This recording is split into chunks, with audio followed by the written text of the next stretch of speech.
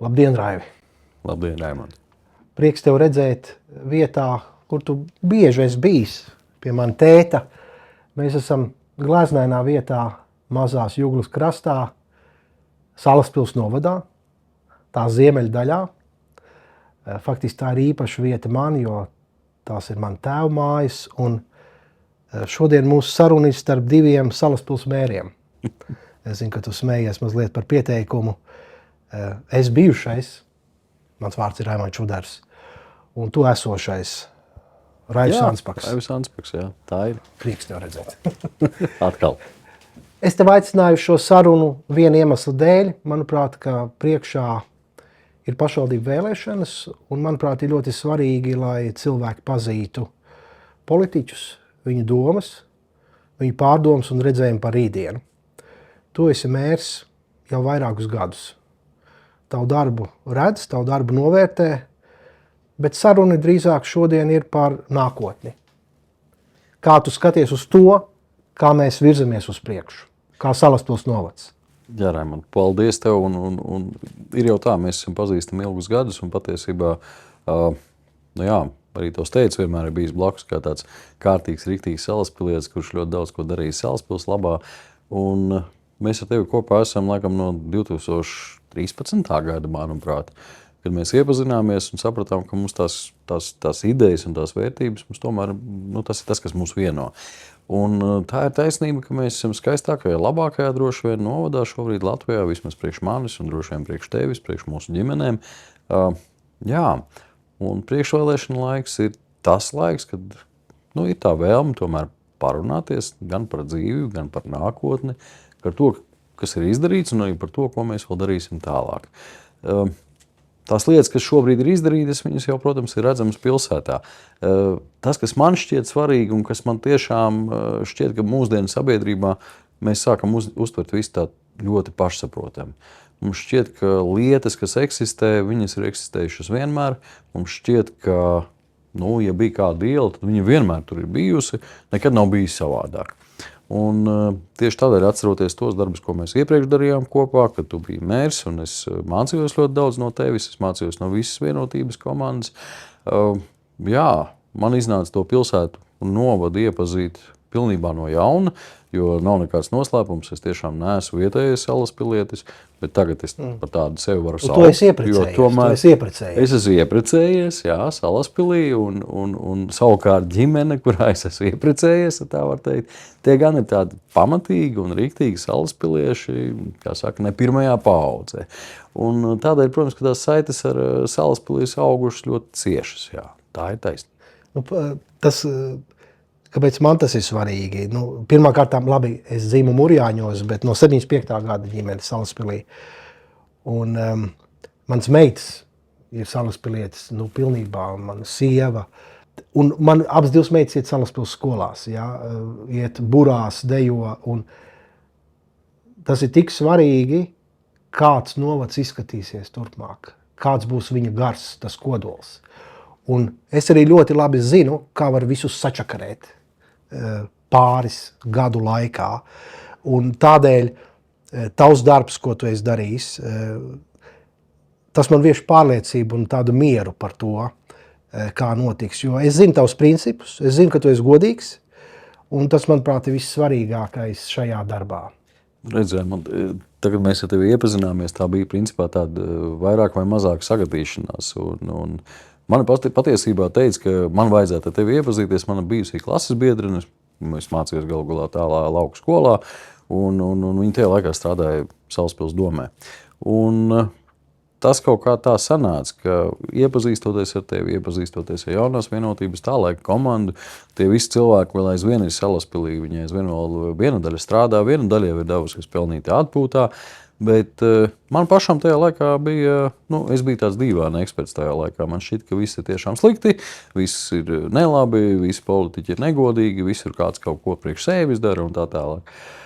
Un jāsaka godīgi, ka satiekot tieši Salaspilī vienotību, es saprotu, ka var darīt lietas arī savādāk, un man bija milzīgs prieks, ka man bija tā iespēja no 2013. gada pievienoties un tiešām ņemt dalību tajā visā. Un tas, kas ir tas vērtīgākais tajā, ir tas, ka es mācījos no cilvēkiem, kas ir darījuši lietas. Kas zina, kā ir jādara, kas bija godīgi cilvēki, un visi aizvien vēl strādā, darbojas, un viņiem ir svarīgi, kas notiek novadā. Mēs jau nepārtraukti dzirdam to vēlmi, runājot par nākotni un pārējām lietām, par tādiem lēcienveidīgiem attīstības virzieniem, par milzīgiem izrāvieniem un tam līdzīgām lietām. Tā, protams, ir tāda dabiska vēlme, kad mēs gribam ātri, mēs gribam, lai būtu uzreiz viss, bet un to mēs parasti prasām īstenībā no valsts, mēs to prasām no pašvaldības, mēs to prasām no visiem citiem. Paši no sevis parasti mēs to neprasām. Mēs sakām, pamazām, paskatīsimies, kas mums te budžetā darās, kā mēs te varam to izdarīt, bet ja tas attiecas uz valsti, pašvaldību un kādu, kas nav tiešā veidā, par ko es pats personīgi tiešā veidā neatbilstu, tad protams, ka mēs prasām it kā vairāk. Un tas, ko es pēdējā laikā, tajā skaitā runājoties ar kolēģiem, tajā skaitā raugoties uz izlīdzināšanas fondu kā vienu no piemēriem, skatoties, kas notiek ar finansēm, kas notiek ar kaimiņu novadiem tepat pie Rīgā, jo neredz dzirdu pārmetumus, bet tur vairāk izdarīts, vēl kādā citā novadā vairāk izdarīts. Tā ir taisnība. Tā ir taisnība no tā viedokļa, ka tas ir tiešām ir uzbūvēts kādas ēkas, varbūt vēl kaut kas vairāk izdarīts, bet tad es paskatījos, uz kā rēķina tas ir izdarīts. Un šobrīd man jāsaka tā, ka mani mazliet biedē tas, kas notiek pie Rīgas arī reģionā, jo ja ieņēmumi pašvaldībai, gada budžeta ieņēmumi ir 84 miljoni, un 25. gada 1. janvārī uzņemtās saistības ir 90 miljoni, ar pēdējā, atmaksas termiņu 2044. gads, tas nozīmē, ka vienā daļā pašvaldību mēs esam sākuši būvēt šodien dienu, bet uz nākotnes, uz tajā skaitā uz mūsu pašu bērnu, tā rēķina. Jo faktiski mēs nonāksim situācijā, kurā, šodien mums ir uzbūvēts gandrīz viss, saistības ir milzīgas, un vienkārši nākamajos gados jāatmaksā tie parādi, kas ir šobrīd uzņemti. Un tad, protams, ir jautājums, vai tam nākotnes cilvēkam, vai tam jaunietim, kas šobrīd, piemēram, vēl tikai mācās, bet nāks politikā, vai viņam nebūs tikai jānodarbojas ar to parādu atmaksu. Tas ir tas jautājums, ka mēs bieži vien pašvaldības budžetu uztveram kā kaut ko abstraktu, kaut gan patiesībā tas maz atšķirās no ģimenes budžeta. Protams. Ļoti maz. Naudas ir tik, cik tās ir, un tu vari izdot to tik, cik tā ir. Un ja tev nepietiek, tad tev, protams, ir iespēja aizņemties. Tas arī ir valsts līmenī tāpat, kur es šobrīd strādāju. Bet, es 2009. gadā kļuvu par Salaspils domas priekšsēdētāju. Tas ir laiks, kad krita ekonomika par 16%. Un es ļoti labi atceros, kā pašvaldībām bija jāgriež. Tas nav salīdzinoši ar šī brīža retoriku, kas saistībā ar valsts budžeta izdevumu griešanu, kas mums šobrīd ir valsts politikas līmenī. Mēs runājām Salaspils gadījumā apmēram par 20% izdevumu samazināšanu viena gada laikā ļoti strauji. Un es ļoti labi atceros, kādas sekas tas atstāja kopumā uz sabiedrību. Tādēļ piesardzība un ļoti tāda racionāla pieeja naudas lietām ir pamats. Un to man neviens nepārliecinās, ka tas tā nav faktiski turpmākai attīstībai. Ja mēs runājam par nākotni, mums ir vairākas jomas, un tev priekšā liels darbs ir. Un viena no tādām jomām, kas, manuprāt, piedzīvo milzīgas pārmaiņas šobrīd, un arī ne tikai valsts, bet arī katra novada kontekstā, ir izglītība.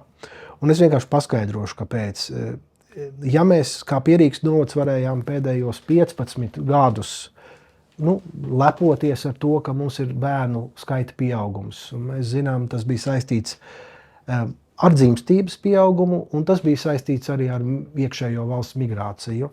Tad šobrīd valsts tendence rāda, ka demogrāfijas skaitļi krīt, un, protams, ka mēs visi vēlētos tos pārlaust, tas prasīs laiku. Un mēs šobrīd esam arī iekritienā demogrāfijā saistībā ar māmiņām, kuras ir dzimušas 90. gados un kuras šobrīd ir pietiekami maz, lai mums būtu ataudze. Un tad ir jautājums par izglītības pakalpojumu novadā, pirmsskolu, pamatskolu, vispārējo izglītību. Un es gribētu tev jautāt par turpmāko, kā tu redzi, kā mēs iesim uz priekšu šeit. Jā, tas ir tāds jāsaka tā, tas ir smags jautājums no tā viedokļa, ka mēs jau nevaram prognozēt to nākotni tik precīzā veidā, bet šobrīd skaidrs, ka mūsu statistika rāda, ka bērnu skaits krītas. Tas nozīmē to, ka mazo bērnu skaita grupā mums ir samazinājums. Vienlaicīgi vēl kādus gadus mums būs un parādīsies tas, ka mums ir tādā jauniešu sadaļā mums ir pieaugums. Tur vēl turpinās tie iepriekšējie gadi. Līdz ar to, protams, ka mums jārunā ir par varbūt plašāku izglītības pakalpojumu. Un to mēs arī esam tā kā apņēmušies darīt nākamajos gados.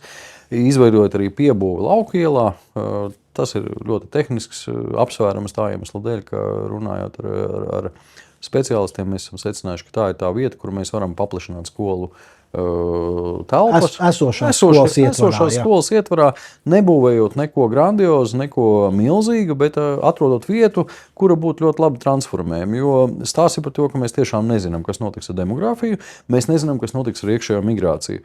Es esmu ļoti pozitīvi noskaņots no tā viedokļa, ka es domāju, ka mēs tomēr tuvāko 5 gadu laikā Salaspilī veiksmīgi attīstoties varētu nonākt to, ka mūsu tā situācija nekļūst ļoti radikāli sliktāka, bet viņa paliktu apmēram plus mīnus tajā pašā līmenī. Par lielu pieaugumu es noteikti nerunāju, bet mums ir indikācijas, kas liecinātu par to, ka mēs tomēr bez tiem bērniņiem nepaliksim. Jo mums attīstās detāli plānojumi, mums ir ļoti aktīva privātmāju būvniecība, kur nāk jauni cilvēki, kuriem ir ģimene, bērni. Viņi zina, ka šeit varēs saņemt pakalpojumu, tas ir izglītības pakalpojums, tas ir pirmsskolas izglītības pakalpojums. Un, protams, ir otra lieta, šobrīd ir ļoti aktīvā procesā, projektēšanas stadijā igauņu uzņēmums, kas būvēs daudzdzīvokļu mājas Salaspilī. Tās ir lietas, kas liek domāt, ka mēs varbūt pie labas situācijas un labiem apstākļiem, ja nenotiek, protams, kaut kādas ārējās ietekmes, tā kā mēs zinām, mums ir bijušas dažādas veida krīzes, mēs varētu palikt novads tādā apjomā, kā mēs arī esam. Pozitīvu bilanci, jā. Bet, protams, ka ir jārēķinās, ka ir kaimiņu novadi, mums ir zināma konkurence ar kaimiņu novadiem, Rīga aug, no Rīgas izceļojušie, varbūt viena daļa gribēs atgriezties. Redzēsim, kā tas būs. Bet jebkurā gadījumā mēs esam izdarījuši visu, lai mēs varētu piedāvāt kvalitatīvu pakalpojumu. Tas pēdējais, kas ir un kas mani tiešām iepriecināja, man šajā nedēļā bija tikšanās arī ar Nacionālo valsts dienestu, veselības dienestu, un mēs esam vienojušies par vēl vienu ārsta praksi Salaspilī. Mums vienmēr bijis problēma, ka viena daļa ģimenes ārstu, nav svarīgi kāda apsvēruma dēļ, bet viņi tos bērniņus negrib ņemt, un tad mums rodās problēma jaunajām māmiņām, viņām jābrauc uz Ogri vai uz Rīgu vai vēl kaut kur. Mums būs vēl viens ģimenes ārsts ar uzstādījumu, ka viņš ņem tieši mazos bērnus, viņam būs šī pakalpojuma pieejamība. Mēs runājam par savādāku novadu. Mēs šobrīd esam izdarījuši visu, lai mūsu izglītības infrastruktūru paņemtu to, kas ir. Vēl viņu mazliet uzlabosim, paplašināsim, uzlabosim arī interešu izglītības sadaļu, un mēs varēsim piedāvāt tādu ļoti labu, drošu, sociāli un citos veidos drošu vidi tam jaunajam vecākam. Ja viņš izvēlas dzīvot Salaspilī, tad viņš zina, ka viņam būs tas pašvaldības plecs, atbalstīs, iedos atbalstu, būs vieta, kur mācīties, būs vieta, kur dzīvot un droša vide. Un tas ir tas veids, kā mēs varam domāt par to demogrāfijas uzlabošanu. Pabalstu sistēma nav tā, no kā bērni rodas.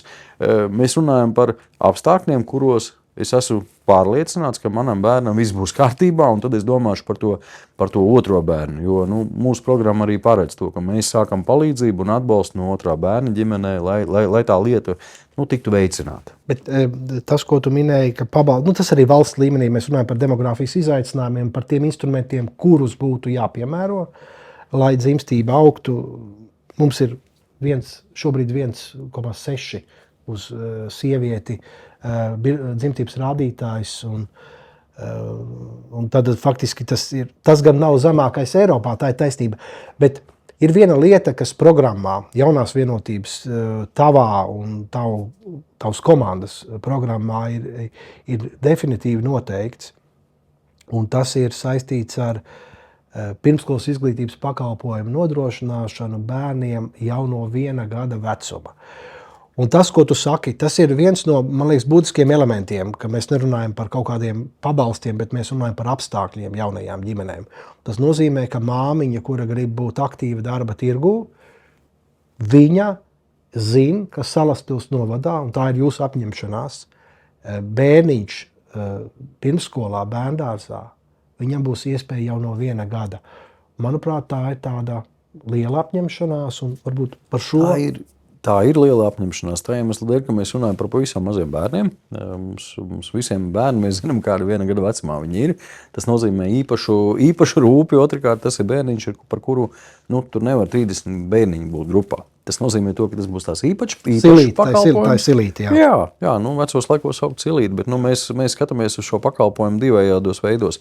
Būs noteikti ģimenes un būs mammas un vecāki, kas gribēs atgriezties darba tirgū. Tas ir normāli. Mēs runājam arī par cilvēkiem, kas strādā gan kvalitatīvu un gan augstu līmeņa darbu. Tur ļoti svarīgi neizkrist no aprites, kas veido karjeru un pelna pietiekoši labi, bet tas gads ir tas brīdis, kad viņš varētu vēlēties atgriezties darbā. Šeit mēs varētu piedāvāt šo pakalpojumu, ka tas ir tiešām patstāvīgs pakalpojums, tātad cilvēks var atgriezties pilnībā darbā. Un tad mēs runājam arī par jaunajiem vecākiem, man ir bijušas sarunas ar iedzīvotājiem, kur ir jauni vecāki, ir studenti. Viņš studē, viņam ir pieteicies bērniņš, viss ir forši, bet viņam ir jātiek uz universitāti. Līdz ar to mēs šo pakalpojumu gribētu dalīt 2 kategorijās. Tad viena lieta ir, ka tu atgriezies darbā pie skaidriem apstākļiem. Ir skaidrs, ka cilvēks turpina savu karjeru, turpina strādāt. Šeit ir šis pakalpojums, un tad ir īslaicīgā pieskatīšana, ko mēs tā varētu nodēvēt, kad viņš varbūt nav katru dienu tajā pieskatīšanā, bērndārzā, mazais bērns, bet tajos brīžos, kad tev ir jāaiziet, uz semināru, svarīgu semināru, vai tev jāiet ir nokārtot sesiju kā studentam, kā jaunajam vecākam, tad šajā brīdī tā pašvaldība to plecu pieliek un saka, labi, tev ir vajadzība, reku izziņa no universitātes, tev ir eksāmens vai tev ir tas. Mēs darām savu, lai tev būtu pēc iespējas ērtāk un lai arī bērniņš būtu drošībā. Tas būs izaicinoši, tāpēc, ka tā ir pilnīgi savādāk un jauna pieredze. Un, protams, ka mums būs vēl diskusijas, un tās būs diskusijas arī ar vecākiem. Mēs iesim uz priekšu, jo cita ceļa mums nav, jo ko tad mēs citu darīsim? Paliksim pie ierastajām sistēmām, paliksim pie ierastajām lietām? Droši vien, ka nē. Mums jābūt drošiem par to, ka mēs varam kaut ko mainīt šajā dzīvē. Tas ir svarīgs jautājums. Tu man stāstīji, ka vakar tu biji sabiedriskā apspriešanā attiecībā uz izglītības stratēģiju Salaspils novadā, un es tev pilnīgi piekrītu, ka ir pietiekami daudz nezināmie tajā jomā.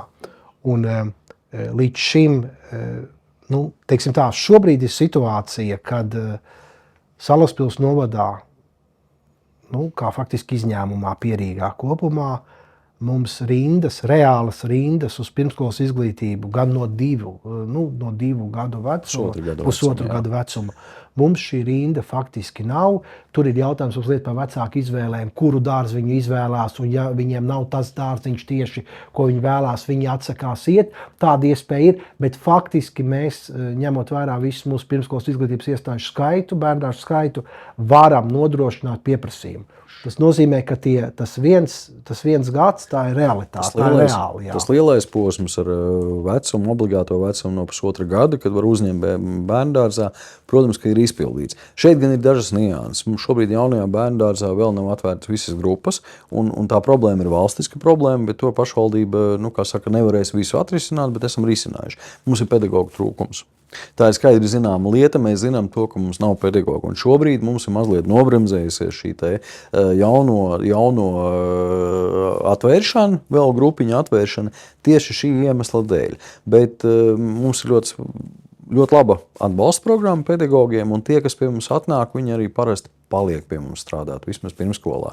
Un jāatzīst godīgi, ka arī šajā gadījumā ir tā, ka mēs meklējam gada vidū. Gada vidū atrast pedagogu ir diezgan grūti, jo viņš jau ir strādājošs. Arī pie situācijas, ka Salaspilī ir viens no lielākajām algām. Protams. Faktiski reģionā attiecībā uz pirmskolas izglītības mums pedagogiem. Ir ļoti adekvātas algas, lai neteikt, ka tās ir viens no lielākajām tiešām Latvijā.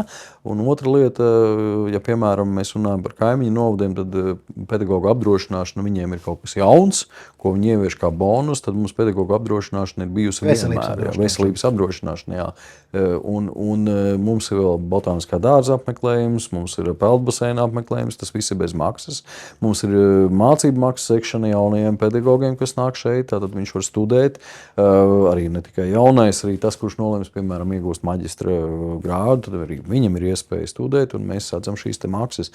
Tā ka tā bonus pakete arī ir izveidota, bet tā problēma ir tā, ka mēs ar to nevaram strādāt, ja vienkārši nav cilvēki. Zini, Kārlis bija pirmās vidusskolas direktors 76. Tas pagājušā gadsimtā, 76. Es vēl dzīves nebiju. Jā. Es gan mazliet. jā, es domāju, ka viņš lepotos ar to, ko tu esi izdarījis. Un, manuprāt, tas ir svarīgi šo darbu turpināt.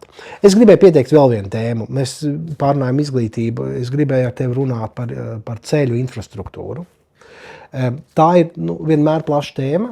Mēs arī atrodamies Salaspils novada nostūrī, ja tā varētu teikt. Atrodamies vietā, līdz kuriem ved grantēts ceļš caur mežu. Tik tieši viņš ir vēsturiski tāds, viņam ir veikti gan uzlabojumi, bet intensitāte palielinās, kā tu saproti, tikai vasarā.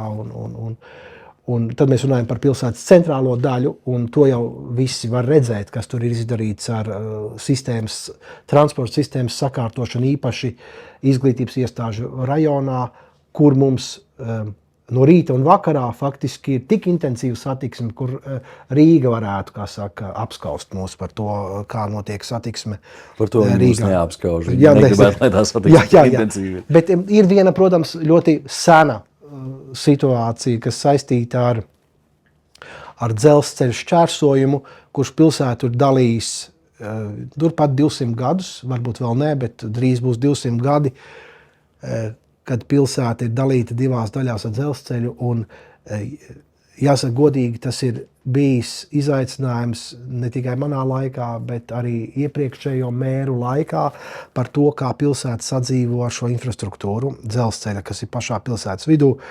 Bieži vien es dzirdēju no Latvijas dzelzceļa pārstāvjiem, ka dzelzceļš bija ātrāk nekā Salaspils pilsēta.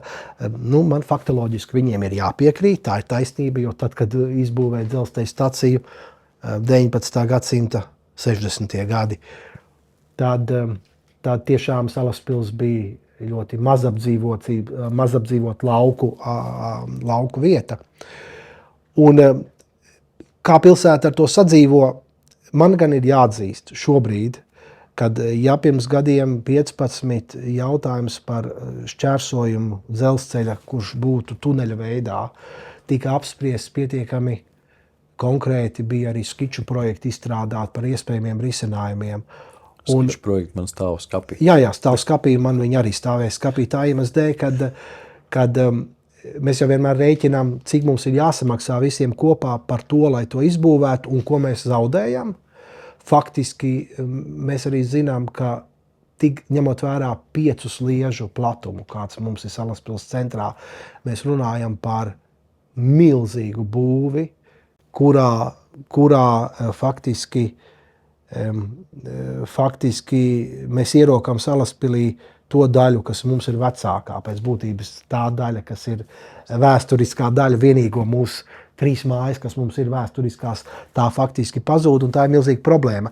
Bet jāatzīst godīgi, ka mainoties Latvijas dzelzceļa attieksmei, un to mēs redzam pēdējo 5 gadu laikā, pārbrauktu šķērsošanas intervāli ir būtiski samazināti. Jo vienkārši to es esmu pētījis pats. Ja agrāk tās bija 30 sekundes pēc vilciena aiziešanas, tad tagad tās ir 5 sekundes, un pēc būtības pilsēta elpo un funkcionāli tas strādā. Bet ir viena lieta, un tas ir sākts, un to tu esi faktiski turpinājis saistībā ar gājēju drošu šķērsojumu, tātad Pļavielas apvidū, Salaspils tajā pusē, šķērsojot dzelzceļu tajā vietā, kas atrodas Pļavielas rajonā, un turpinot ceļu līdz pat izglītības un sporta iestādēm.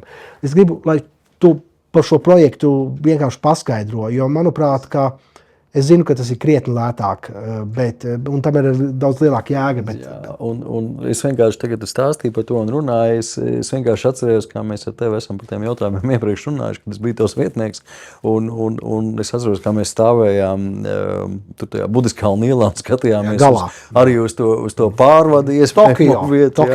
To iedomājieties, kā tas viss izskatīsies, un tad mēs runājam arī par to tuneli zem dzelzceļa, par kuru aizvien vēl daļu iedzīvotāju, pat nevis iedzīvotāji, bet politiķi pa brīdim min, ka tas ir kaut kāds tāds risinājums, kas to visu atrisinās. Mēs skaidri zinām, ka tā būs tāda, man jāsaka, tā diezgan bezjēdzīga mega būve zem dzelzceļa, jo mēs neko neatrisinām. Zem dzelzceļa tāpat būs krustojums.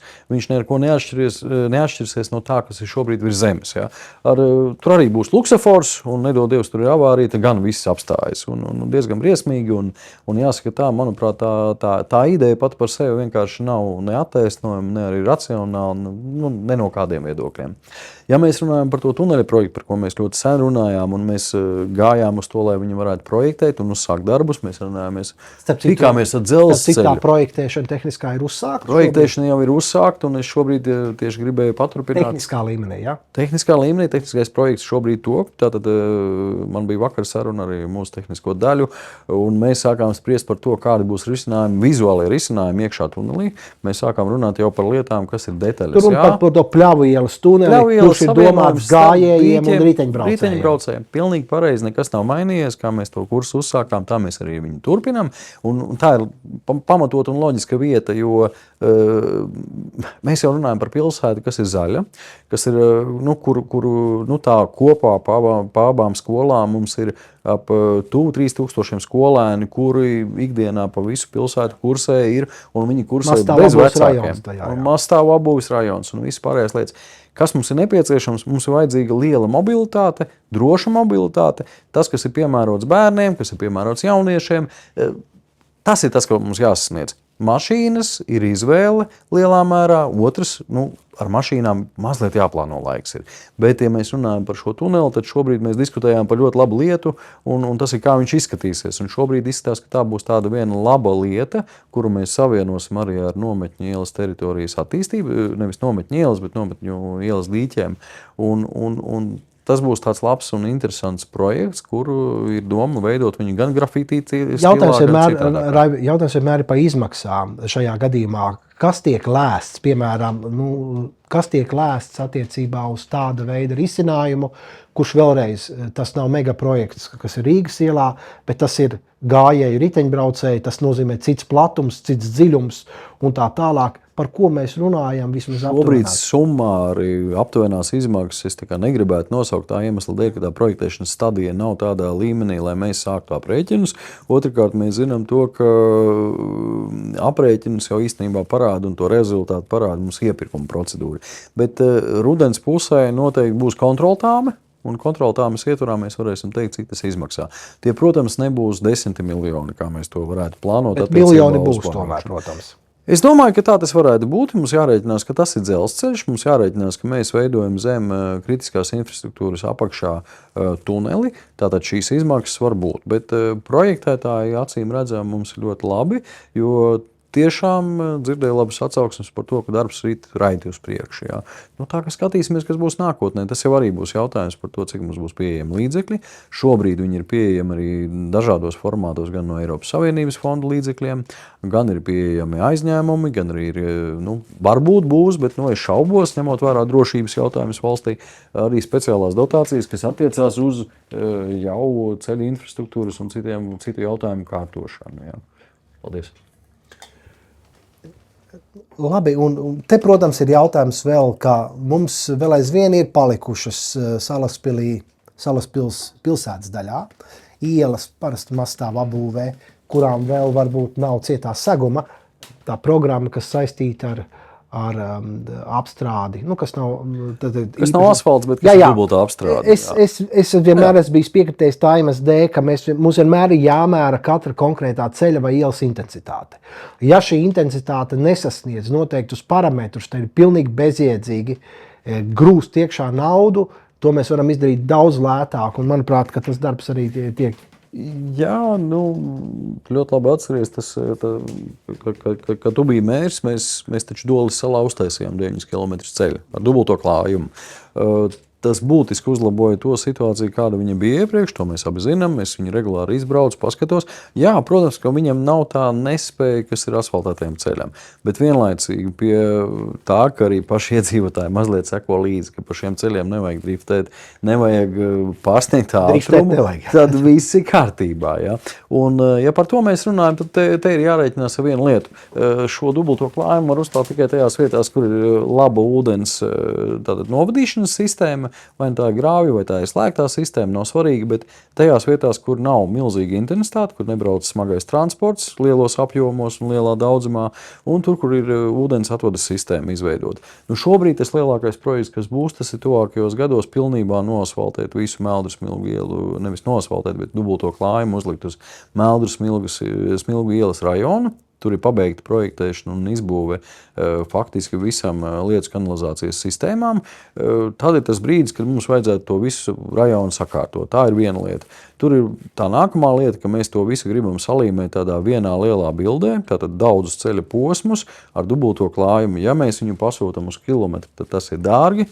Ja mēs viņu pasūtam uz 10 km, 15 km, tad mēs iegūstam gan rezultātu, gan arī cena ir laba. Jo tehniku ir jāved, materiāli ir jāved, jo mazāk tu klāji, jo dārgāk sanāk. Līdz ar to mēs šajā gadā faktiski neveicām nekādus darbus, kas saistīti ar dubulto klājumu, zinot, ka mēs pabeidzam vairākās vietās šo te lietas ūdens kanalizācijas sistēmu izbūvi, tajā skaitā Silielā vēl. Nu, tā kā mēs viņu esam pabeiguši, tad ir droši uzklāt dubulto klājumu un uzlabot to situāciju ar ceļiem. Jā. Tā mums ar tevi nav nekāda jaunā lieta. Praktiski pieeja tam, ko ir jāizdara, rēķinot, cik tas maksā un cik daudz cilvēku par to brauc kopā. Protams. Uzskaita mums arī tagad ir veikta, jo mums ir speciālās kameras, mēs skaitām, cik ir gājiet, cik ir riteņbraucēji un cik mašīnas brauc, mēs to varam saskaitīt. Mēs to arī darām pirms kaut kādiem posmiem.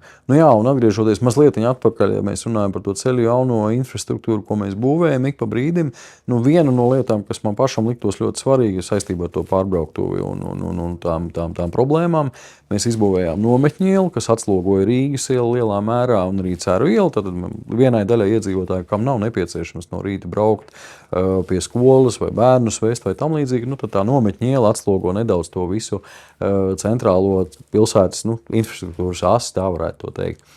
Un savukārt, ja runājam par pārbrauktu, tad mēs ļoti labi zinām, ka mums vienmēr tas sastrēgums veidojas mazliet no Miera ielas, Rīgas iela, kas atdurās šajā vietā krustojumā. Nu, tā būtu Lazdu iela. Lielā Lazdu iela vai Salaspils siltuma, kas varētu savienot vairākus rajonus kopā. Pa purvu gan, jā. Purvs vai ne purvs mēs veicām pirms 3 gadiem, man šķiet, vai 4 gadiem jau tagad. Mēs taču veicām urbumus, mēs zinām to, ka nespēja esošai brauktuvei būtu.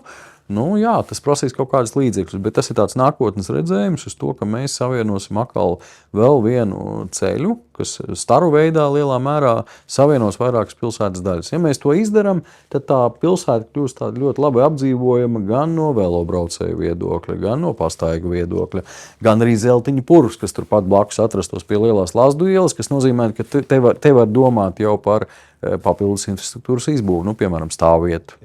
Piemēram, vēl kaut kas. Jā. Nu, idejas, ka mēs runājam par to, ka tai attīstībai jāiet uz priekšu, jā, un nav jābaidās no tā, ka mēs izdarīsim kaut ko nepareizi. Jā. Un šeit runājot vēl par satiksmi pilsētā, nu, protams, mums ir izaicinājums saistībā ar nokļūšanu no Rīgas ielas, un ne tikai no Rīgas ielas, bet vispār no Salaspils uz šosejas.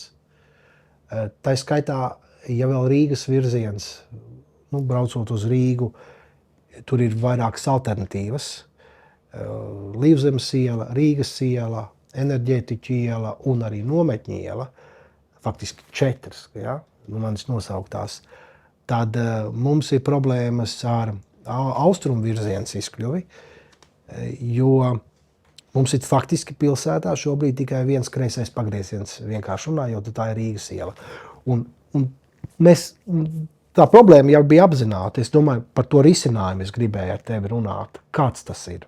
Atceries, Emon, kā bija ar to Līvzemes ielas slēgšanu. Tas bija tāds diezgan kategorisks paziņojums no Latvijas valsts ceļiem, balstoties uz drošību, kas arī bija pamatots no tāda viedokļa. Protams, ka tas atdarās kā vienmēr uz finansējumu, un finansējumu Latvijas valsts ceļos, nevis pašvaldības līdzekļos.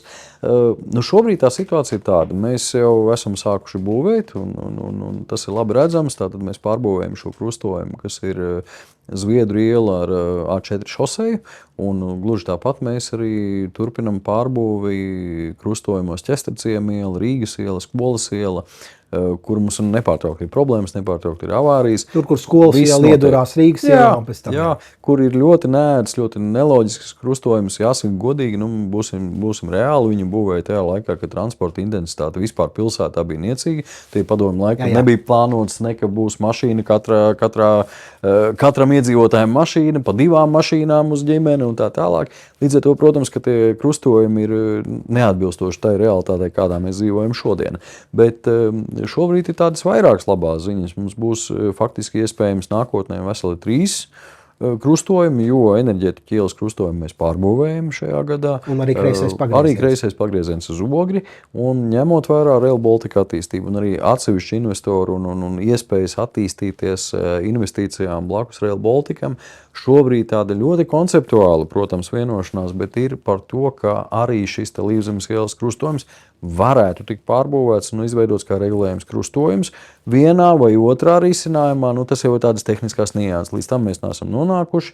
Te arī kolēģis Jānis Turlais ļoti pastrādājies, lai mēs nonāktu pie kaut kādiem risinājumiem, jo līdz šim tā atbilde vienmēr ir bijusi nevaram, nesanāks un nebūs, un to mēs ļoti labi zinām. Bet šobrīd mēs esam stadijā, kad mēs varam droši teikt, 2 krustojumi mums būs, ar kreiso pagriezienu arī uz Ogri. Rīgas un enerģētiķa. Un Rīgas un enerģētiķa krustojumi būs sakārtot atbilstoši tam, kā tas ir nepieciešams. Un no Zviedru ielas, ja kāds iebrauc iekšā, tad, piemēram, virziens uz Ogri, viņš būs patstāvīgs.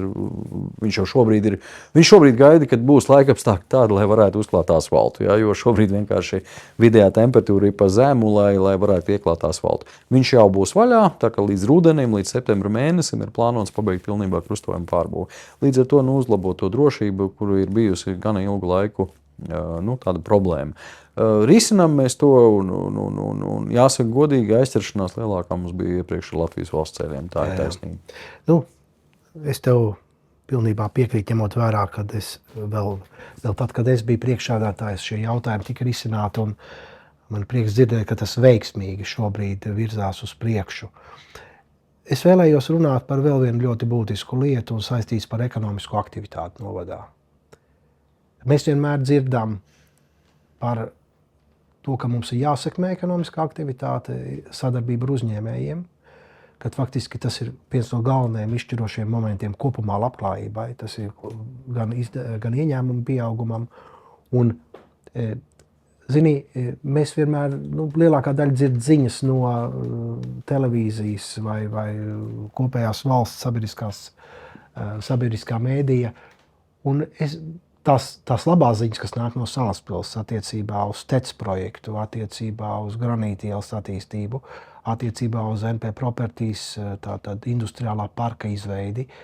Un es gribu, lai tu vienkārši pastāsti salaspiliešiem par to projektu virzību, jo tie nākotnē atstās būtisku iespaidu kopumā uz Salaspils novadu. Un es šeit varbūt apēju Rail Baltica projektu, kas ir tiešām projekts, kuram ir daudz ilglaicīgāka ietekme un par ko ir daudz runāts. Ja?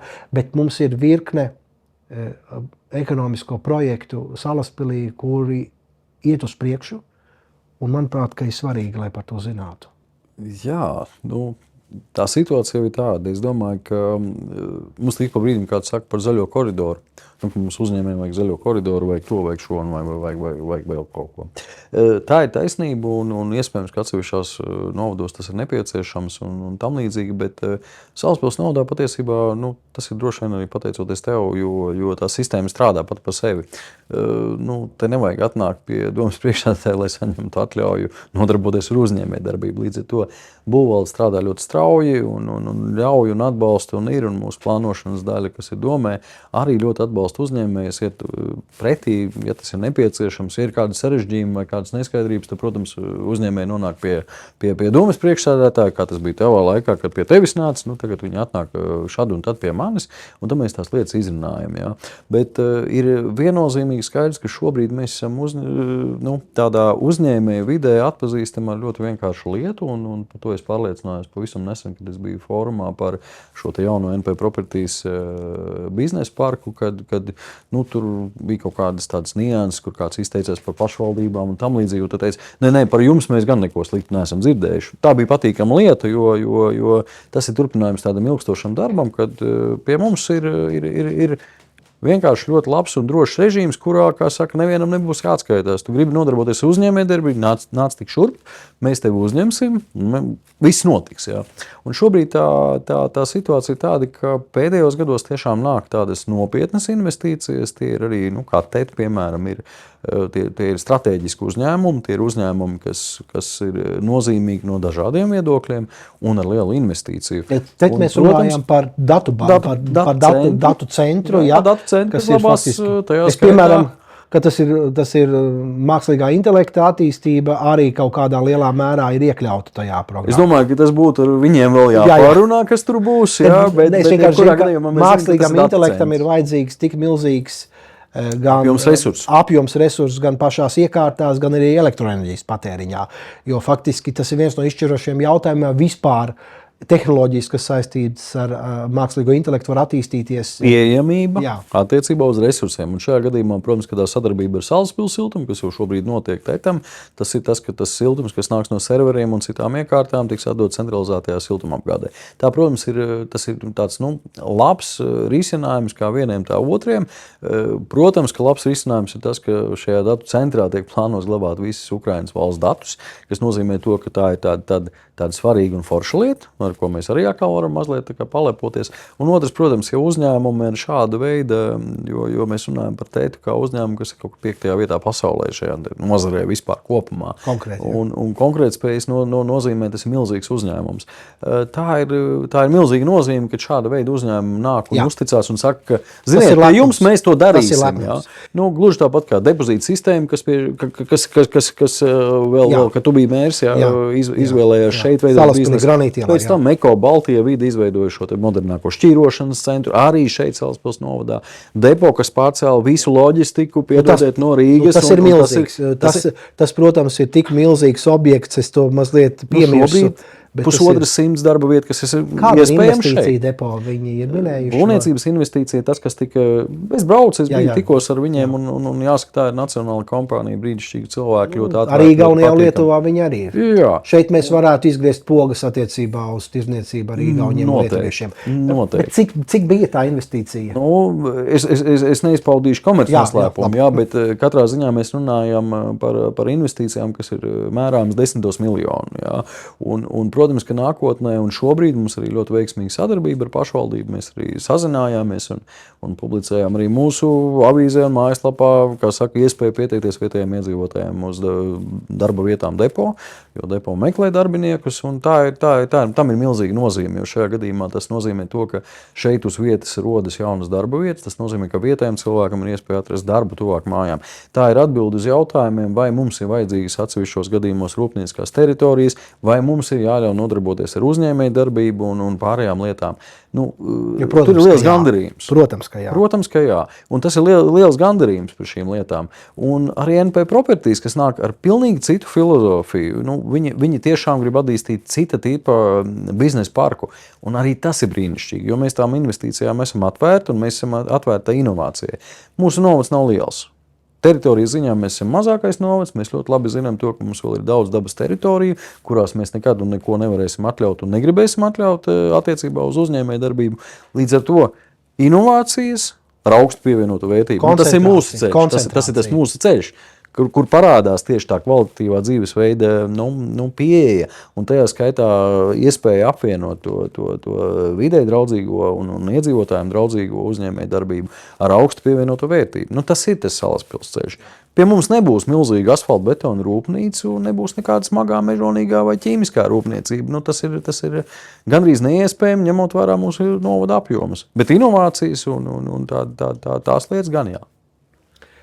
Un starp citu, runājot par to, ir ļoti patīkama vēl viena ziņa, kas ir, man bija vakar tikšanās ar investīciju attīstības aģentūru, kur tajā skaitā ir viens ļoti augsts cilvēks no Salaspils un Salaspilietis, un mēs sākām sarunas jau par sadarbību ar Latvijas investīciju aģentūru attiecībā uz investīciju piesaisti šeit, un arī mūsu vietējiem uzņēmējiem iespēju sadarbībā iet uz priekšu un, piemēram, meklēt jaunus eksporta klientus. Jā.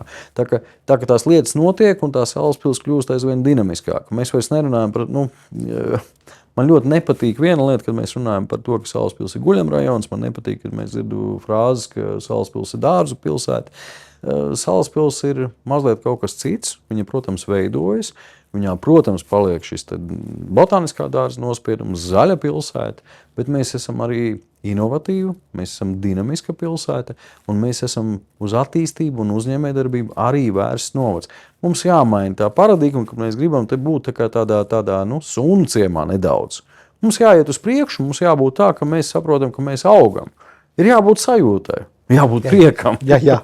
Priekam, es vienmēr saku, ka to bieži vien salaspilieši neapzinās, ka visas valsts 4. daļa elektroenerģijas aptuveni vismaz, ja ne pat vairāk, tiek saražota tieši Salaspils novadā.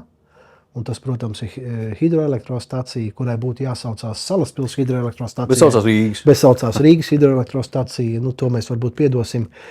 Bet, un arī termoelektrocentrāle, kas ir koģenerācija, kas arī atrodas ziemeļdaļā, Granīta ielā.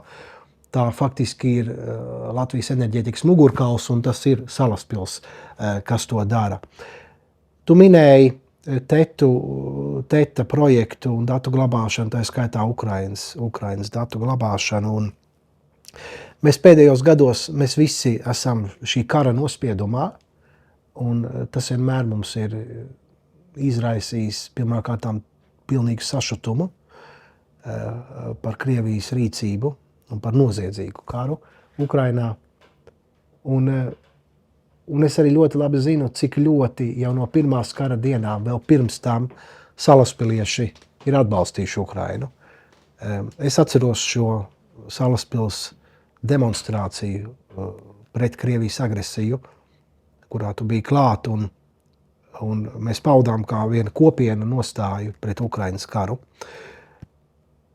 Un tu esi bijis Ukrainā divas reizes pēdējo 2 gadu laikā.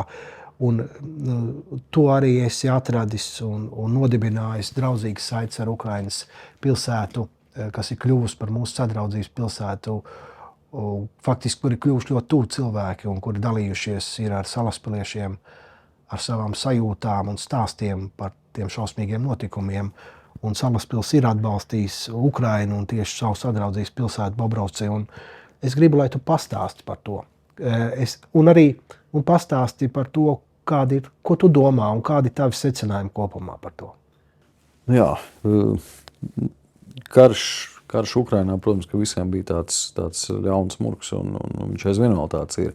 Bet tas brīdis, kad 23. gadā mēs pirmo reizi aizbraucām uz Ukrainu, jāatzīst godīgi, ka mēs bijām tikai 4 cilvēki. Jāsaka, tie, kuriem bija tā apņēmība un tāda tas bija tas laiks, kad tā fronte jau pa to Ukrainu vēl pārvietojas, un tas bija tas laiks, kad viņi tikai bija tikuši, tika patriekti no Kijevas tuvuma, un tā fronte atvirzījās tālāk aktīvā. Nebija daudz kādi, kas gribētu braukt, jo, protams, ka tas ir risks, tas ir loģiski, tas tā ir, un daudz nelaida, kā saka, ģimenes, gan sievas, gan bērni un tam līdzīgi. Mēs bijām 4, un tur lielu paldies gribētu teikt gan Veikos Polītim, gan Atim Klimovičam, ar kuru mēs kopā braucām, žurnālistam, kurš vienmēr ir bijis dažādās kara darbības zonās un kuram milzīga pieredze un zināšanas. Un faktiski tas tādā veidā mēs jau arī, tikām savest kopā ar vienu labu pilsētu, kur bija labi pārstāvi, jo līdzīga pilsēta ar līdzīgu iedzīvotāju skaitu, un Tas pirmais bija tas emocionālais brīdis, protams, kad mēs ieraudzījām reālas kara tajā brīdī sekas. Tas bija patruļas uz visiem ceļiem, tie bija ukraiņu karavīri, kas pārbaudīja dokumentus pie katra posteņa, tie bija tehnika, tās sajūtas bija briesmīgas. Un tavs sadraudzības pilsēta bija okupācijas Viņa bija okupācijā, daļējā okupācijā, kur tika izpostīta daļa no infrastruktūras. Piemēram, Proftehniskā skola tika iznīcināta pilnībā, sašauta sienas, sabojāt, salauzt visas iespējamais, ko var salauzt un tam līdzīgi. Visur pa ceļu braucot, mēs redzējām izpostītu kara tehniku, nopostītus mežus, kur varēja redzēt, kur lādiņi sprāguši un viss pārējais. Tā diezgan liela postaža, un tas pirmais emocionālais brīdis bija tāds, ka tie ukraiņi mūs sagaidīja ārkārtīgi sirsnīgi, un viņi visi pirmā lieta, ko viņi visi teica, tas bija tas, ka mēs līdz pēdējiem neticējām, ka jūs atbrauksiet pie mums, tāpēc, ka pie mums ir karš, nebrauc. Un, protams, ka mēs ļoti sadraudzējāmies, ļoti satuvinājāmies, jo jāsaka tā, ka tas, ko viņi šobrīd aizvien vēl turpina darīt, viņi izcīna karu visas Eiropas vietā, un viņi tiešām upurēja savus iedzīvotājus, lai tajā skaitā mēs paši varētu justies droši. Un, protams, ka mēs sniedzām to atbalstu, ko mēs varējām. Kā pašvaldība mēs, protams, nevaram izdarīt visu, bet mēs gan rīkojām labdarības koncertu, vācām ziedojumus, mēs aizsūtījām mums piederošos transporta līdzekļus uz Ukrainu un atbalstījām. Pagājušajā gadā norganizējām un izdarījām tā, ka atbrauc arī tieši skolā un pavadīja bērni, Ukraiņu bērni, kur vecāki čaļi, kas karo, vai krituši vai karoja? Gan kritušo, gan to, kas karo. Un tā ir tā palīdzība, ko mēs varam sniegt un kas ir objektīvi nepieciešama. Šogad arī tāda nometne būs, tas ir pilnīgi skaidrs.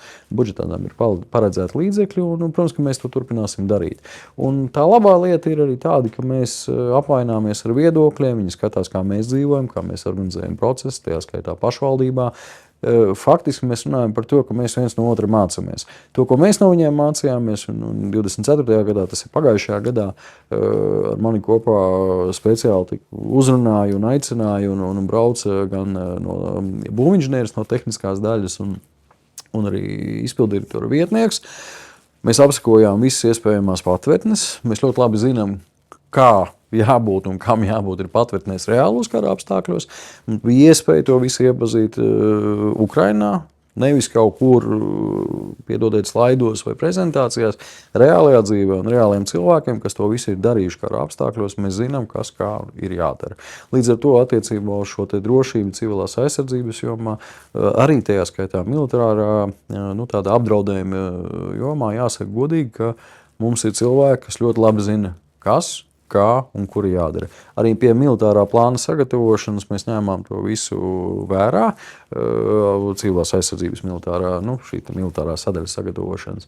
Mēs ņēmām vērā to, kas bija redzams Ukrainā, ko mums izstāstīja, un šobrīd jāsaka tā, mēs šobrīd gaidām, kad mums tiks piešķirts galīgais finansējums, kas ir nepilni 300 000 no valsts budžeta, lai sakārtotu 6 patvērtnes Salaspilī, kas ir atzīts par derīgām, kuras jāpielāgo šobrīd, un tad mēs ejam tālāk uz priekšu, jo te arī vēl viena lieta, patvērtnes nav jāuzskata kā par vienīgo risinājumu, un ka tas ir absolūtais vienīgais risinājums, to arī mums teica ukraiņu kolēģi, ir jārēķinās par to, ka jums ir jābūt gataviem ļoti ātrā laikā reaģēt uz dažādām lietām. Ir ļoti labi jāpārzina resursi, kas atrodas konkrētajā novadā un kurus var sasniegt.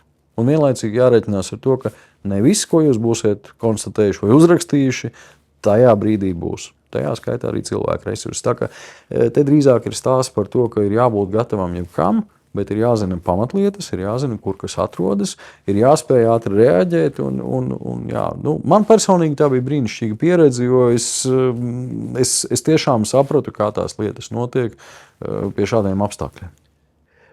Raivi, ir vēlēšanas 7. jūnijas. Un es zinu, tu startē kopā ar jaunās vienotības sarakstu un cilvēkiem. Es gribu, lai tu pastāsti par viņiem. Es zinu, varbūt ne par visiem, bet kopumā tā ir tava komanda. Kā tu? Jāsaka tā, ka mēs jau patiesībā komanda esam bijuši jau diezgan ilgu laiku kopā. tas, ko mēs esam darījuši, kā jaunā vienotība, mēs esam vienmēr gribējuši to, lai cilvēki iesaistās politikā. Mēs zinām, ka vienmēr ir tāda skepse, kāpēc man jāiet politikā un tam līdzīgi, un tam līdzīgi, un tam līdzīgi. Bet, ja mēs runājam par tādu demokrātisku iekārtu, kas ir svarīgi, tā ir svarīga cilvēka iesaiste, un otrs pieeja informācijai. Jo būsim godīgi, ja tu neesi daļa no politiskajiem procesiem, ja tev nav iespējas aprunāties ar cilvēkiem, kas tos procesus arī zināmā mērā veido, ietekmē, tev informācija ir ierobežota. Un tādēļ mēs strādājam arī ar to, lai mums būtu daudz jaunu cilvēku. Jo šobrīd parādījās ļoti tāda izteikta lieta. Mēs runājam par jauniešu politiku. Latvijā mēs runājam par jauniešu politiku. Par jauniešu iesaisti. Iesaisti ne tikai, bet arī tieši par jaunatnes politiku, arī tīri likumiskā izpratnē, mums ir jaunatnes likums un mums jādara kaut kas ar tiem jauniešiem un tam līdzīgi. Un tad tajā brīdī, kad es sapratu, ka skatoties spogulī, ka man ir sirmi mati, man 45 gadi, man dēlam tūlīt būs 18 gadi. Ir atšķirībā no manis. Saprotu to, ka laikam es neesmu tas cilvēks, kurš varētu runāt par to jaunatnes politiku tādā sajūtu līmenī. Es noteikti nezinu tās galvenās aktualitātes vai tās sajūtas, kas tam jaunietim ir, jo, būsim godīgi, kad man bija tie 18 vai 25 gadi, es domāju, pilnīgi savādāk nekā mani vecāki, kas bija tajā laikā manā vecumā. Un tieši tādēļ mēs esam parūpējušies, lai mēs būtu, kā saka, jaunākais saraksts arī pēc statistikas. Ja. Okay. Jaunās vienotības saraksts ir 43,5 gadi vidējais vecums. Ja. Tas ir jaunākais. Mēs esam jaunākie, jā. Mēs esam jaunākie no visiem sarakstiem, kas ir. Un mums ir ļoti labi 16 gadus pie varas un jaunākais saraksts. Jā. Un tā ir laba lieta, jo mēs esam atspērušies arī uz to, ka mēs gribam, lai ir turpinājums. Mēs nerunājam par to, ka ir šodien diena, mēs runājam par to, ka ir arī nākotne. Mēs neesam vienas dienas darītāji, mēs domājam uz priekšu. Tā kā es to runāju par to budžeta jautājumiem un tēriņa jautājumiem, mēs nevaram iztērēt visu naudu šodien, lai nākamajām paudzēm nebūtu ko tērēt, un viņiem, kā saka, nāktos tikai maksāt parādus un minimāli darīt kaut ko savās interesēs vai to, kas viņiem tajā brīdī ir svarīgi. Jo dzīve ir dinamiska. Mēs runājam par to, kas man bija svarīgi 18 gados. Es zinu to, ka manam kolēģim Rāmzes kungam, Edvardam, Cik Edvardam ir gadi? Cik Edvardam ir? Es godīgi sakot, nezinu precīzi, bet es zinu, ka viņam ir līdz 25 gadi varētu būt. Jā. Un Oto Marinaki, kurš ir ļoti enerģisks hokejs. Bet viņam arī nav 25, manuprāt. Un 25 viņam, man liekas, ka nav. Man šķiet, ka viņš ir jaunākais no mums visiem, 22 varētu būt. Varu kļūdīties, bet tā ir pārbaudāma informācija. Un šeit parādās ļoti vienkārši lieta. Mēs kā dažādas paaudzes, un tā ir tāda realitāte, mums ir daudz kopsaucēju. Mums ir vērtības, mums ir intereses, kas sakrīt, bet mēs uz tām lietām skatāmies savādāk. Un tā foršā lieta ir tāda, ka tajā brīdī, kad tu redzi un dzirdi to savu kolēģi blakus, kuram ir enerģija, kuram ir jauda, kurš ir pats jau sevi pierādījis, kuram ir augstākā izglītība, kas arī patiesībā nav mazsvarīgi, jo tie ir izglītoti cilvēki, nevis kā saka, viņi zina, par ko viņi runā un par ko viņi stāv. Un tajā brīdī tev rodas tā ticība, ka jā, okei,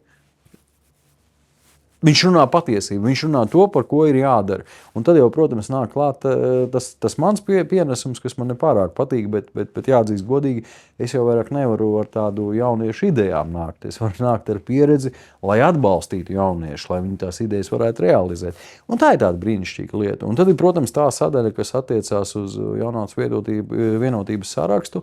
Tie ir cilvēki, kas ir pieredzējuši uzņēmējdarbībā, kas ir pieredzējuši izglītībā. Vera Kalniņa, kas ir bijusi ļoti ilgstoša skolas, vidusskolas pirmās direktori, kas faktiski izdarīja tādas lietas, kā mainīja pilnībā skolas būtību, kas pacēla to latiņu un Salaspils pirmā vidusskola kļuva par vienu no labākajām skolām Latvijā. Tas ir lielo skolu grupā, nevis mazo skolu grupā.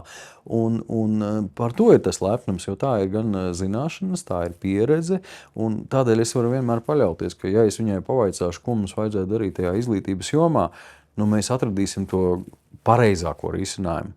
Jo bez tā mēs iztikt nevaram. Mēs nevaram paļauties to, ka vienmēr kaut kas jauns būs labs. Mums jābūt vienmēr tai piesardzībai, pieredzei, zināšanām. Un tas tiešām priecē. Es zinu, tie cilvēki jau sarakstā un arī nodaļā ir daudz pietiekami, bet Malda Caune ar to savu enerģiju saistībā ar pansionātu, ja? Kā Ne tikai ar pansionātu. Ne tikai pensionāri, bet viņasim sports, bet arī pansionāts.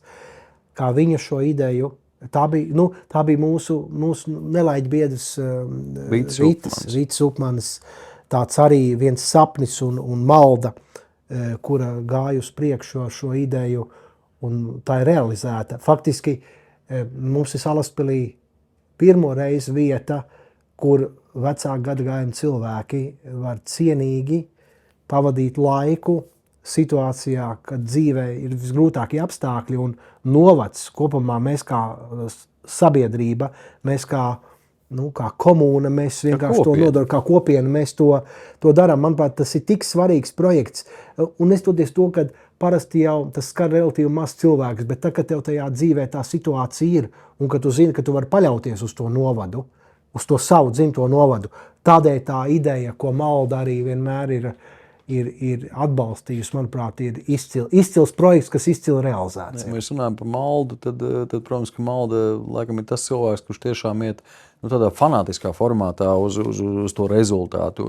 Un tas, kas mani priecē, ka pēdējos gados viņi to ir attīstījusi jautājumu par sociālo šo te palīdzību attiecībā uz personām ar īpašām vajadzībām un pārējām lietām valstiskā līmenī. Viņai ir izdevies to izdarīt ministriju līmenī, viņai izdevies to ir parlamenta līmenī izdarīt, un to tiešām sajūt katrs iedzīvotājs ne tikai Salaspilī, bet vispār kopumā.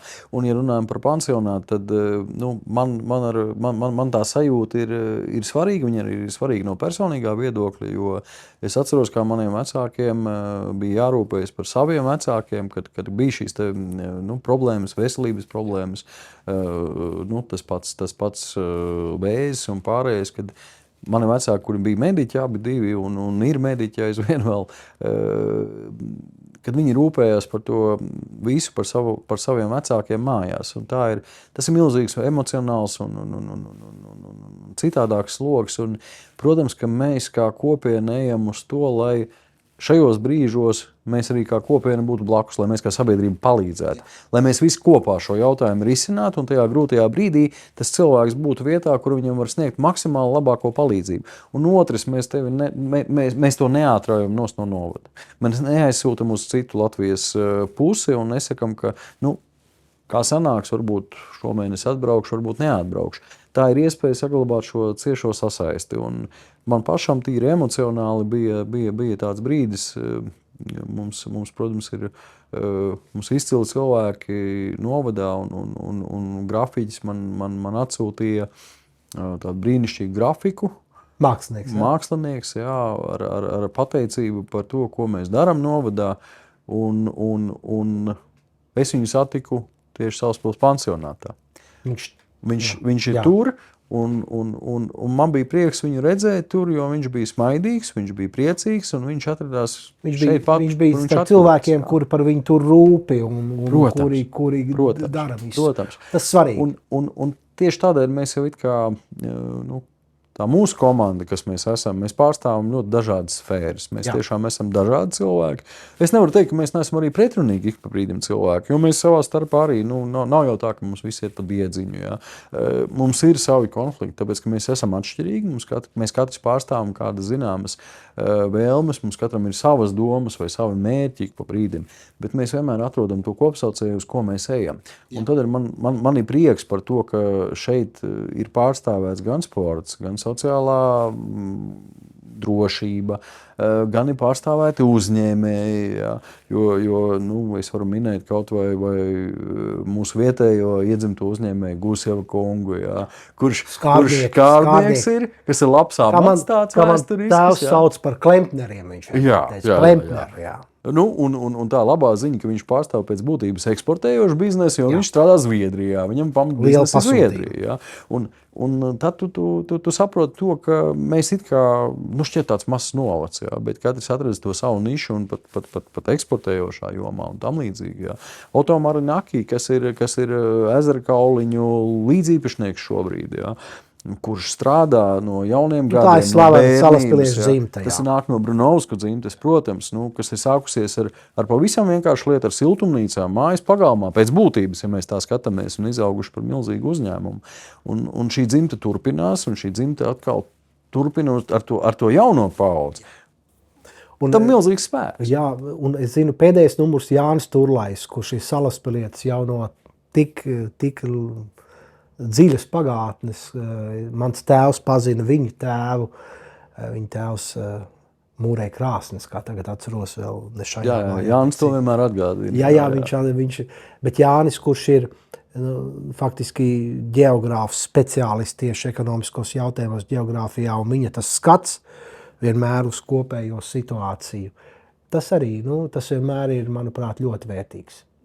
Nevar noliegt, jo jāsaka tā, viņa personība ir izaicinoša. Es to tiešām nevaru noliegt, un vienmēr tur ir kaut kāds racionalitātes grauds tajā visā. Un, protams, ka tajā brīdī, kad ir blakus cilvēki, kuri arī tajā skaitā nebaidās ļoti asi un skarbi vērsties vai kritizēt darbu, arī tas ir noderīgi priekš darbu un kopējās tādas izaugsmes. Jā. Tas, kas ir svarīgi, ir vienmēr atrast to kopīgo atbildi, atrast to kompromisu, virzienu, kas dod kopējo labumu. Nedrīkst pazaudēt virzienu. Tā ir taisnība, un nedrīkst ieslīgt tikai un vienīgi mazās detaļās, jo patiesībā tā lielā bilde ir jāzīmē tomēr ar tādu drošu roku un tādu mērķtiecību. Jā, tā ir taisnība. Zini, man personīgi bija viens ļoti liels emocionāls mirklis. Tad Salaspils novada karogs Rīgas Zvaigžņu ielas aplī, un bija vienmēr diskusijas Salaspilī vēl pirms tu kļuvi par priekšsēdētāju, kā šo vietu iekārtot, kā ir jābūt. Un tad faktiski tu izlēmi, ka tur jābūt karogam. Tur jābūt karogam, un tu arī to realizēji, un tas karogs tur bija, un 11. novembrī Lāčplēša dienā mēs gājām tradicionālā gājienā, 11. novembra gājienā, un es gāju ar saviem biedriem no zemesardzes, kā parasti kolonas priekšā pēc tradīcijas, un tu cēli to karogu, un tu uzaicināji mani celt. Tu uzaicināji mani celt, un tas bija liels pagodinājums. Tas karogs ir uzcelts mūsu zemesarga no 19. kaujas nodrošinājuma bataljona bija klāta. Karogu nesa. Tur bija starptautiskie spēki, taču tajā brīdī arī bija klāti. Spāņi lielā mērā. Faktiski tas bija tāds moments, kad Salaspils bija kopā kā viena dūre, un manuprāt, tas ļoti svarīgi. Jā, bet zini, ar to karogu tas bija tā. Es tur iepriekš dzirdēju visādas, tur bija, kaut kad vajadzētu karogu, kaut kur vajadzētu, varbūt tur uz dāmbi. Diskusija visu laiku bija par vietu, jā. Tur vajadzētu uz ūdens torņa viņu pacelt, tad tur vēl kaut kur pacelt viņu vajadzētu. Tās sarunas bija tādas baigi nenopietnas. Tas tā kā... Tu nolēmi, pareizi ir. Patiesībā tas bija tā, ka tas bija 5. maijs, kad pēc valsts svētkiem es arī iesniedzu lēmumu projektu domē, bet es viņu pirms tam biju apstrādājis. Jāsaka, paldies manai domas administrācijai, jeb centrālajai pārvaldei, tagad tehniskajai daļai. Mēs pirms tam uztaisījām modeļus, mēs uztaisījām, kā izskatītos tāds racionāls, labs karogs, kas nebūtu kaut kāda gigantiska izmēra un tam līdzīgi, bet kas iedarētos tajā kopējā pilsētu vidē. Un mēs uztaisījām modeļus, mums uztaisīja speciāls tāds ļoti labs skatu punkts no visām Salaspils pusēm ar izmēriem, karoga paši izmēriem, masta augstumu. Un tas bija tas lēmums, kas bija faktiski saistīts ar ļoti vienkāršu lietu, ka ir pienācis brīdis, kad mēs jūtam, ka tai pilsētai kaut kas tāds pietrūkst. Un tad tas arī notika, un jāatzīst godīgi, ka tas laikam ir tā lieta, kas man sagādā prieku katru dienu.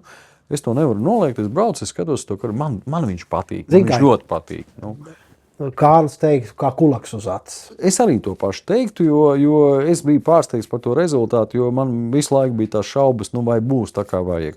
Bet tagad bija tā maza tehniska problēma, viņš bija atķēries, viņa nebija, un visa pilsēta uztraucās, kuri palicis karogs. Un tajā brīdī tu saproti, ka viņš ir bijis īstajā vietā, ka viņa pietrūkst. Un tā ir skaista lieta, un viņam ir jābūt kā tam vienojošajam simbolam, jo šobrīd mēs jau tajā sabiedrībā jūtam, mums ir tāda ļoti liela vēlme no dažādām lietām, no dažādām vietām, no dažādām organizācijām.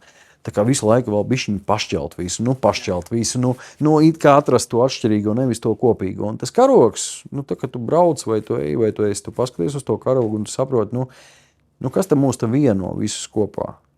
Mūs visus vieno karogs, mūs vieno tas, ka mēs esam patrioti, tas, ka mēs mīlam šo valsti, ka mēs tur jau tālākās atšķirības, vai kādā valodā mēs dažreiz runājam, vai kādas ir mūsu saknes, nav tas nozīmīgākais. Vai es esmu dzimis Salaspilī vai neesmu dzimis, nav tam nozīmes. Jo mēs esam šeit un mēs mīlam to vietu, ja mēs mīlam šo valsti, ja mēs gribam būt kopā ar saviem un būt kopā ar savu kopienu, tad tā ir tā svarīgākā lieta, nevis tas viss pārējais. Un tā ir tā lieta, kuru man ļoti gribās, lai Salaspilī aizvien vairāk izprastu, jo tā kopējā tendence tomēr mums ir tāda, ka visi meklē to atšķirīgo, nevis to kopīgo. Mums ir liela izaicinājuma saistībā ar Otrā pasaules kara vēsturi Salaspilī un saistībā ar memoriālu ansambli, kurš vēsturiski vēl Padomju Savienības okupācijas laikā tika iedibināts, un tas stāsts faktiski bija melīgs uztaisīts. Un tu biji klāt, kad mēs šo melīgo stāstu gan attiecībā uz memoriālu, gan attiecībā uz Štalaga nometni, tas ir Padomju Savienības kara gūstekņu nometni, faktiski kopā ar Latvijas vēsturniekiem pārveidojām. Tu biji klāt, lai mēs tiešām pirmām kārtām salaspiliešiem, ne tikai visai Latvijai, bet pirmām kārtām salaspiliešiem šo stāstu pastāstītu objektīvi, vēsturiski precīzu. Un tas ir izdarīts gan ar grāmatu pirms tam par memoriālu, gan tagad konferenci, gan tagad arī ar īpašu izstādi Štalagā, kurā papildus tam stāstam, kas saistīts ar Otro pasaules karu, ir arī Ukrainas stāsts, kurš tika tieši tagad Otrā pasaules kara beigu datumos 8. maijā īpaši atspoguļots. Un, manuprāt, tas ir tik svarīgi, jo Salaspils zeme, kā teica Knuts Skujnieks vēl tajā grāmatā, viņa ir viņa vaid, tāpēc, ka ir ļoti daudz notikumi, tā skaitā ļoti traģiski bijuši. Un mēs esam atbildīgi gan par piemiņas turēšanu, gan par šo, kas ir noticis patiesībā, un mēs to esam darījuši, un tu to turpini. Un tas, manuprāt, ļoti svarīgi. Jā. Jāatzīst, ka tajā laikā, kad tapa tā pirmā, tas pirmais solis, tā bija tā zinātniskā konference par to, kas tad īsti bijis memoriālā, kur arī piedalījās Kangera kungs, Neiburga kungs, mūsu izcilie vēsturnieki, kas aizvien vēl darbojas un ir ļoti aktīvi un pārējais. Man pašam tas bija ļoti interesanti, kaut tā iemesla dēļ, ka es tik perfekti nepārzināju to vēsturi. Man tas bija kaut kas jauns, man tas bija interesanti. Jo tu jau esi iepriecējies. Es esmu iepriecējies, nevaru noliegt. Protams, ka man tā mantas mantojums un tā informācija jāuzsūc nepārtraukti. Un tas ir forši un tas ir jauki. Bet tad tas bija tiešām tas lielais solis, un pēc tam tā bija arī šī piešķirtā nauda no parlamenta, no kvotām tajā laikā, vēl, lai mēs izmainītu un pārveidotu šo memoriālu kompozīciju, aprakstot īsto, patieso, datos balstīto to vēsturi.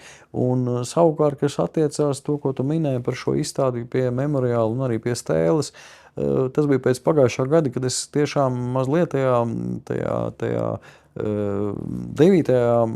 maijā es sajūtu to, ka tā vilkme pēc tās glorifikācijas, pēc tā, ka mēs aizvien vēl viena daļa sabiedrības grib svinēt to kā uzvaras svētkus un nevis nāk kā uz piemiņas pasākumu. Ne ar ko. Ja, tā ir tā lielākā problēma, ka pilnīgi nekas cits neinteresē. Bez cieņpilnas attieksmes pret visiem vēstures notikumiem. Jā. Tad jāsaka tā, ka tas bija laikam nākamā vai aiznākamā diena, kad es zvanīju jau Neiburga kungam un teicu, ka nākamajā gadā mums jāparāda, kāda tā vēsture ir bijusi, mums jāpasaka, kas ir noticis. Un šī izstāde bija izcila ar kaut vai ar to faktu. Viņai aizvien vēl ir apskatām patiesībā. Viņa bija izcila ar ļoti vienkāršu lietu. Tur bija parādīti visi karā cietušie. Tajā skaitā padomju karavīri, tajā skaitā ebreju ciešanas, tajā skaitā mūsu iedzīvotāju ciešanas un pārējās lietas. Un tā pēdējā lieta bija, vai pareizāk sakot, nevis pēdējā, bet tā lieta, kas bija jāparāda no mūsdienu viedokļa, tas ir tas, kas ir noticis Ukrainā. Un man jāsaka tā, ka, manuprāt, tam bija efekts, jo ir nepieciešams to pastāstīt. Mēs saņēmām pārmetumus par to, ka tas viss ir tātad latviešu, angļu un krievu valodā. Mēs saņēmām pārmetumus par to, ka tur ir krievu valoda.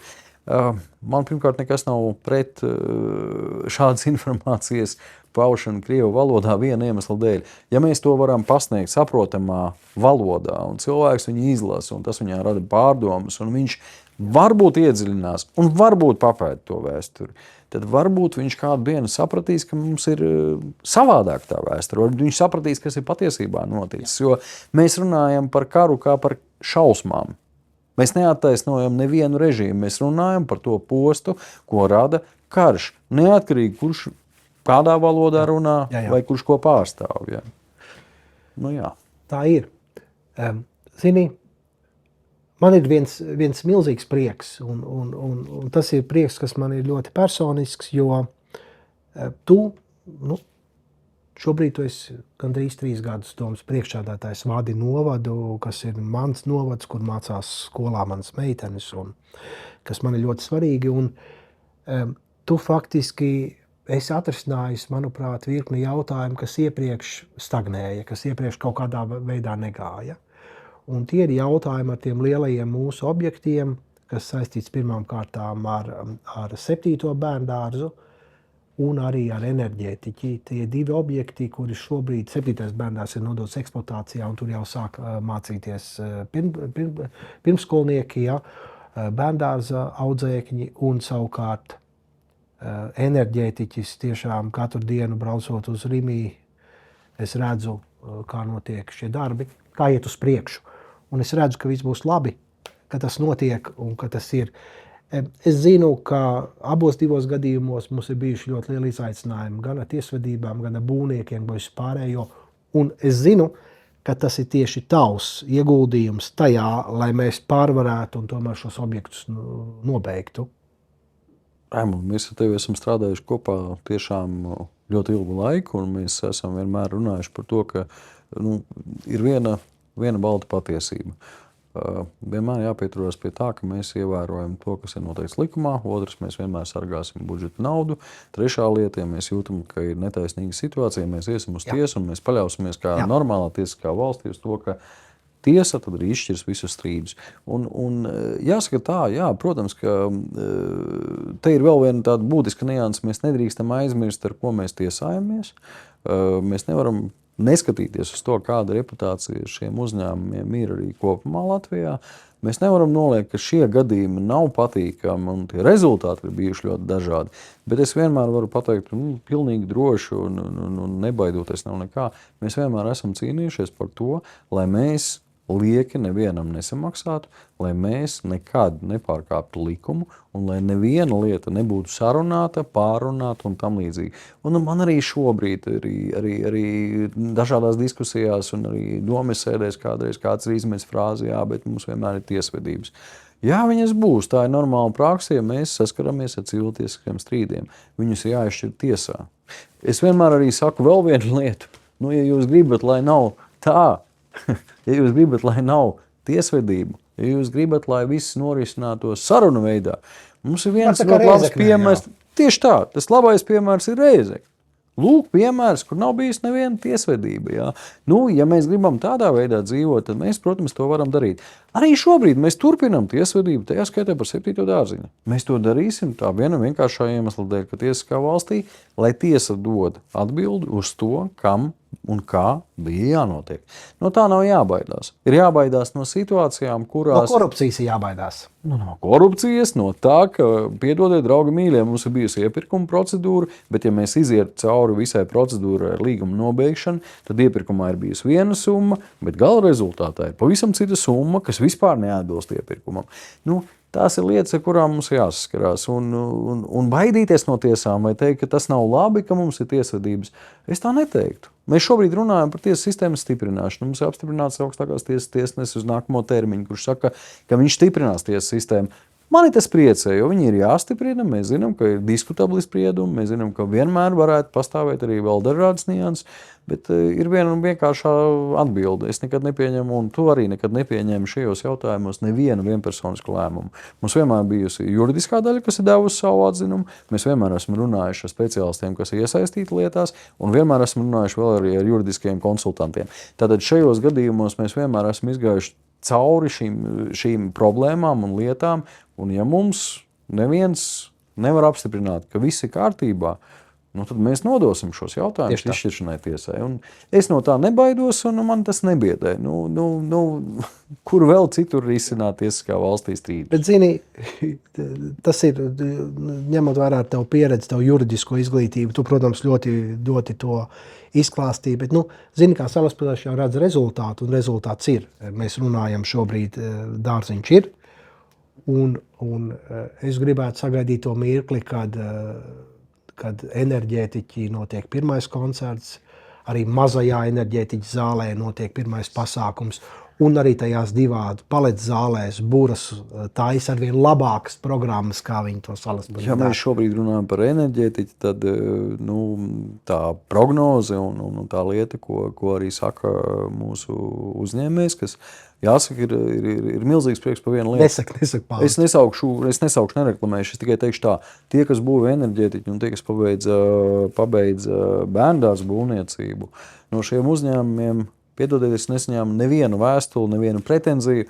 tāpēc, ka visas lietas notika. Un tas ir mazliet stāsts arī par to, ka mums būvniecības nozarē ir notikušas izmaiņas. Mums ir īsti būvnieki, kuri tiešām rēķinās ar iepirkumiem, kuri tiešām rēķina savu naudu un dara darbu, lai sasniegtu rezultātu. Un par to enerģētiķi. Patiesībā ir tā, ka ēka un būve būs nodota eksploatācijā nākamajā gadā, bet būvdarbi būs pabeigti jau novembra mēnesī.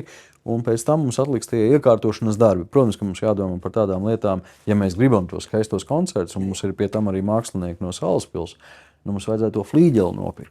Bet flīģelis baigi dārgi maksā. Jā, viņš ir dārgs, viņš ir 300,000, un tas ir flīģelis. Nenormāli dārgs. Bet arī par to mums jādomā. Jo jautājums ir par to, vai mēs gribam spēlēt sintezatoru, vai mēs gribam spēlēt flīģeli, un vai mums ir salaspilieši, kas to var darīt, un mēs zinām, ka mums ir. Un tādēļ, protams, ka mums ir brīži, kad mums ir jāapstājas, bet ir brīži, kad mums ir jāizdara tā lieta līdz galam, un mums jāpasniedz to foršo lietu, no kuras mēs visi būsim prieku, un mēs varēsim lepoties ar to Salaspili. Lai mēs paši lepojamies ar sevi. Mēs jau esam nonākuši līdz tai stadijai, ka mēs čīkstam visu laiku. Mēs tā kā noniecinām sevi, un brīžos, kad mums vajadzētu lepoties, mēs sakam, varēja labāk. Varēja labāk vienmēr, jā. Vienmēr var būt labāk. Jā. Zini, es zinu, dažreiz esmu makšķerējis šeit, mazās Juglas krastā, Vimbas, jā. Vimbas nāk, Vimbu laiks ir beidzies, jā. Es nezinu. Pēdējā laikā vairs neko neķer. Neko nezinu, jā. Kreņķi ķer. Kreņķi tikai ķer. Bet es nobeigsim šo sarunu. Es pateicos tev par atklātību un par šo sarunu, kurā mēs daudz ko izrunājām. Un jā, es aicinu visus 7. jūnijā balsot par tevi. Un es aicinu 7. jūnijā balsot par mani un arī par Raimondu, par visiem kopā, par tiem, kas mēs esam ilgus gadus darījuši visu, lai būtu labāk Salaspilī. Es ceru, ka tas tiks novērtēts, es ceru, ka mūsu pilsēta augs un attīstīsies un nepaļausimies uz tukšu populismu, laikam tā. Raimond, paldies tev!